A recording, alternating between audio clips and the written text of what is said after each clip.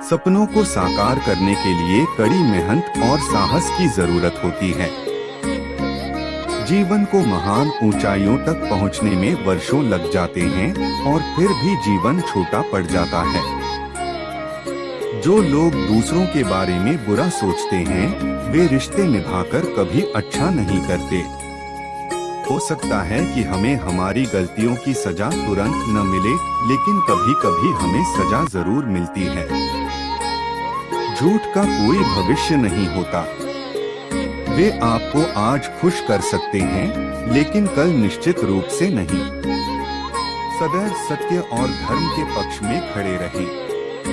आपको सबसे पहले अकेले नहीं रहना चाहिए। श्री कृष्ण कहते हैं, गलती तो सभी से होती है, लेकिन कभी किसी के साथ गलत मत करो। जहाँ तुम्हारे अपने हाथ तुम्हारा साथ छोड़ देंगे, मैं तुम्हारा हाथ थाम लूंगा। काम की दुनिया में हर किसी को शर्मिंदा होना पड़ता है।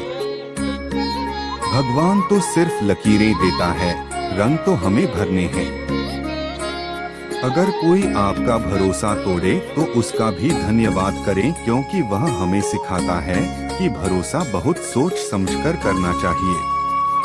मैं सच्चाई के साथ आपका साथ दूंगा। इंसान अपने विचारों से ऊंचाइयों तक पहुंच सकता है और खुद को गिरा भी सकता है, क्योंकि हर इंसान के अपने दोस्त भी होते हैं और दुश्मन भी। जब तक आप जीवन में खुद को चुनौती नहीं देंगे, आपको पता नहीं चलेगा कि आप में कितनी क्षमता है। श्री कृष्ण कहते हैं कि पक्षी अपने बच्चों को सुरक्षित जीवन और घोंसला नहीं देते, वे उन्हें उड़ने और लड़ने की कला सिखाते हैं। किसी को हराना अहंकार है, लेकिन खुद को उससे बेहतर बनाना एक संस्कृति है।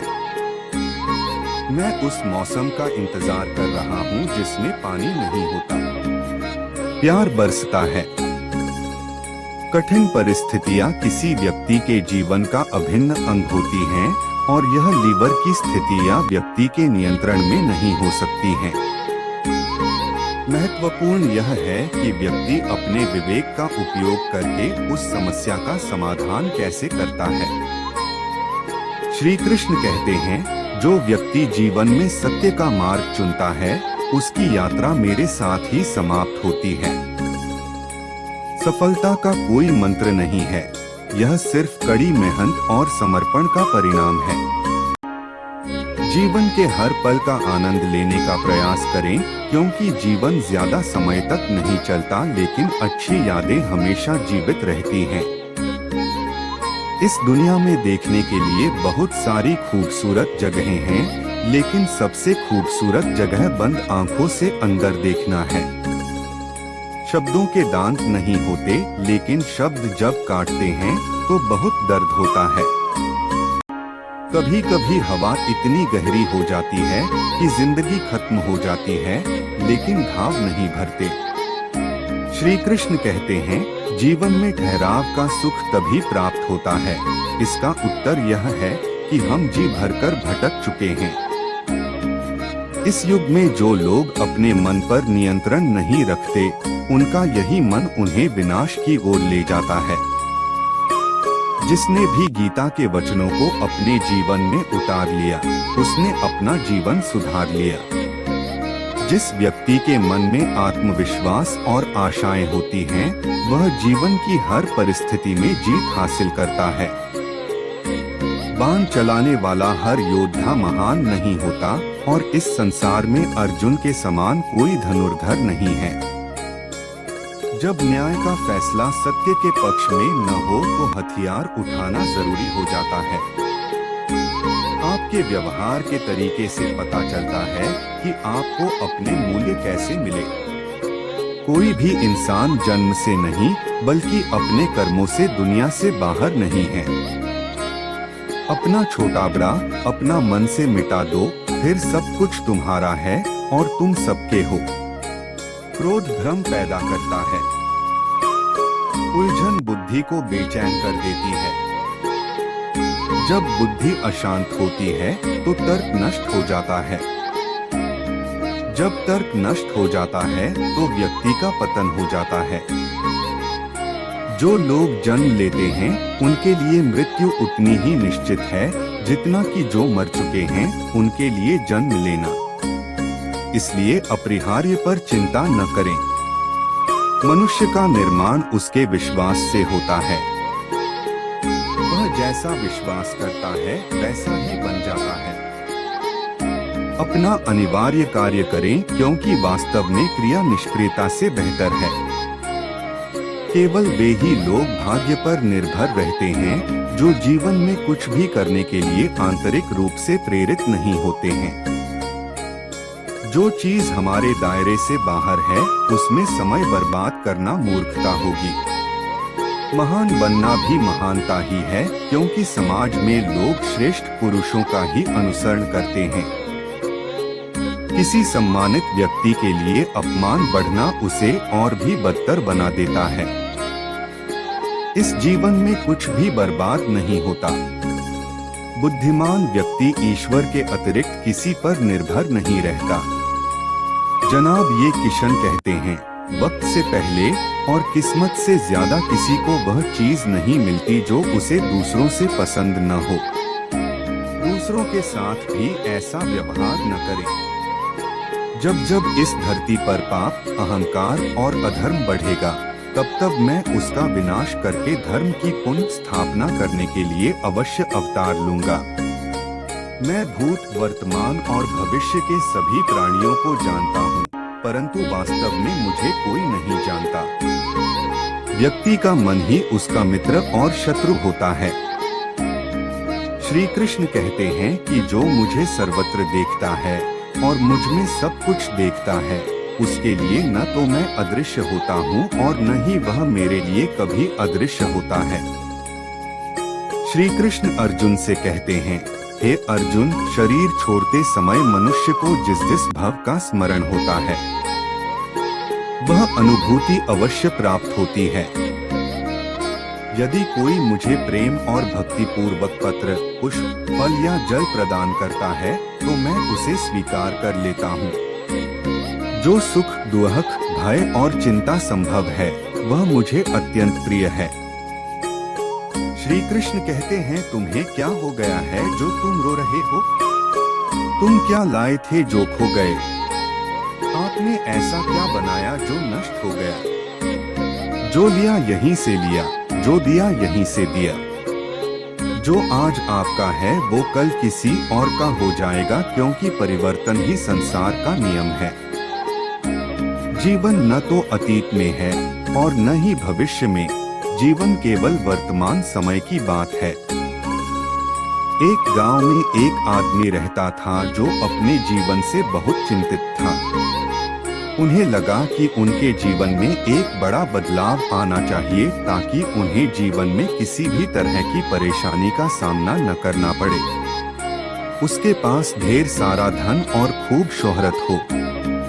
वह जहाँ भी जाएं उनका सम्मान किया जाना चाहिए, लेकिन उसकी जिंदगी में कुछ भी नहीं बदल रहा था क्योंकि वह कुछ भी करने की बजाय बस सही समय का इंतजार कर रहा था और समय इंतजार कर रहा था कि वह कुछ करे। उसकी इस आदत के कारण उसका मन दुखी रहने लगा। उसके मन में नकारात्मक विचार घर करने लगे। उसे हर चीज में कमियां नजर आने लगी। जब भी वह कुछ करने का निर्णय लेते थे तो अचानक उनके मन में यह ख्याल आता था कि शायद यह काम ठीक से नहीं हो पाएगा। उसे लगने लगा कि शायद वह कुछ भी करने में सक्षम नहीं है। परिणाम यह हुआ कि उसका जीवन पहले से भी अधिक दुखमय हो गया। उसे समझ नहीं आ रहा था कि इस स्थिति से कैसे निकला जाए। ऐसा कैसे हुआ? कुछ ऐसा काम करें जो उसे सफल बना सके। दिन बीतते जा रहे थे लेकिन उसे अपनी समस्या का कोई समाधान नहीं मिल रहा था। उसी समय उनके गांव में एक संत आए जिनकी प्रसिद्धि दूर दूर तक ऐसी थी कि हर कोई यही कहता था कि उनके पास हर समस्या का समाधान है। जब उस आदमी ने सुना कि संत उसके गांव में आए हैं तो वह बिना कुछ सोचे समझे तुरंत अपनी समस्या लेकर उनसे मिलने चला गया। साधु से परामर्श करने के बाद उसने अपनी समस्या बताई। उन्होंने बताया कि वह अपने जीवन में बदलाव चाहते हैं, लेकिन उन्हें कोई उचित समाधान नहीं मिल पा रहा है। इस कारण उसके मन में नकारात्मक विचार आते रहते थे। उसे सदैव दुहक घेरे रहता है। जब कोई काम करने जाता है तो उसके मन में पहले से ही उसकी असफलता का ख्याल आ जाता है। मुझे बताओ, मुझे क्या करना चाहिए ताकि मैं एक अच्छा जीवन जी सकूं? ऋषि ने पूरी बात सुनी और उस व्यक्ति को अगले दिन सूर्योदय के समय आने को कहा। अगले दिन वह व्यक्ति उस संत के पास गया। साधु पूजा पाठ करने के बाद टहलने के लिए निकलने वाले थे। उसने उस व्यक्ति को अपने साथ चलने के लिए कहा। चलते चलते वे एक खेत के पास पहुँचे। साधु ने गेहूं की फसल की ओर इशारा करते हुए पूछा, क्या तुम बता सकते हो कि इस खेत में यह फसल कैसे उगेगी? आदमी ने पूरी प्रक्रिया बताई और जवाब दिया, पहले खेत की जुताई की होगी, फिर उसमें बीज बोए गए होंगे, बाद में समय समय पर पानी देते रहे होंगे, तभी यह फसल उगेगी। थोड़ा आगे चलने पर उसने देखा कि एक मैदान में घास ही घास थी। साधु ने एक बार फिर उस आदमी से पूछा, क्या तुम बता सकते हो कि इस मैदान में घास कौन उगाता होगा? महाराज, जो घास उगाता है वह अपने आप उग जाती है। जब खेत में किसी और चीज का बीज नहीं बोया जाएगा तो घास ही उगेगी। आदमी ने एक बार फिर ऋषि के प्रश्न का उत्तर दिया। आपके इन उत्तरों में ही आपकी समस्या का समाधान छिपा है। ऋषि इस आदमी को समझाने लगे, इंसान भी एक मैदान की तरह है। इसमें आप जो भी बीज बोएंगे आपको वैसी ही फसल मिलेगी। यदि आप इस पर काम करते रहेंगे, इसमें सकारात्मकता के बीज बोते रहेंगे, तो यह आपको सफलता की ओर ले जाएगा। और यदि आप वर्तमान समय को अपने भविष्य की चिंता में बर्बाद कर देंगे, तो आपके मन में नकारात्मकता बढ़ती जाएगी। बदलाव तभी संभव है जब हम अनावश्यक चिंताओं को छोड़कर सही समय का इंतजार करने के बजाय जो करना है उसे वर्तमान में करें। उस व्यक्ति को समझ आ गया कि यदि मन को सही दिशा में लगाना है तो सही दिशा में ले जाना होगा। खेत का उचित उपयोग ही जीवन में बदलाव ला सकता है। यदि आप इसे खाली छोड़ देंगे तो आलस्य और नकारात्मकता इस पर हावी हो जाएगी। अपने मन के आदेशों का पालन न करें, बल्कि अपने मन का पालन करें। किसी भी बड़ी इमारत को बनाने की शुरुआत उसे बिछाने से होती है, और उस सीट की तरह अपने छोटे छोटे प्रयासों को मिलाकर आप एक बड़ा मुकाम हासिल कर सकते हैं। गलत, यह तो शुरुआत है दोस्तों। इस वीडियो में हमें बस इतना ही मिलता है। अगले वीडियो में अपना ख्याल रखें। जय श्री कृष्णा।